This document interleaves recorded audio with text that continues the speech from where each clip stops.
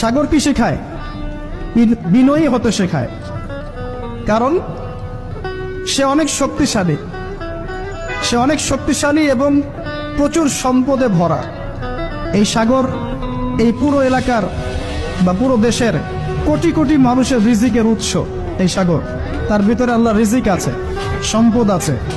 অনেক সম্পদে পরিপূর্ণ থাকার পরেও সাগর খুব শান্ত, তার মধ্যে খুব উদ্ধত অহংকারী আচরণ দেখা যায়। ঠিক আল্লাহর জ্ঞানী মানুষরা সমুদ্রের মতো হয়, তাদের ভিতরে অনেক জ্ঞান থাকে, কিন্তু তারপরেও তারা শান্ত থাকে, বিনয়ী থাকে। যাদের ভিতরে সম্পদ কম তাদের লাফালাফি বেশি। কথা বুঝতে পারছেন? সাগর এত শক্তিশালী হওয়া সত্ত্বেও আপনি তার সামনে গিয়ে দাঁড়ালে সে আপনার পা ধুয়ে দেয়।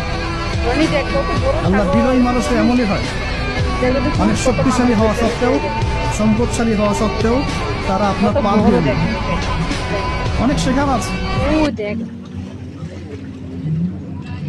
দেখছো কত বড় সাগর? ওই দেখ আম্মা এনো ইয়া করে রয়েছি, দেখছো খার রয়েছে। ওই দেখ অনেক বড় সাগর।